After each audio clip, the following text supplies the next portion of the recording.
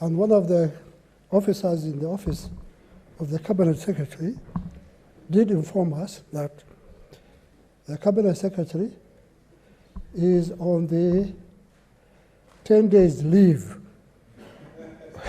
which was given by the President, and therefore he was not available. And by extension, both the Permanent Secretary, the Principal Secretary, the IG, and the DCI cannot come without being accompanied by the Minister. The special sitting will not be convened until the Security Committee get to the bottom of this issue and a concrete decision is made by the Senate as to what befalls those who instigated the arrest of the 3 senators. So that is our focus. This thing is now bigger than 5-year formula.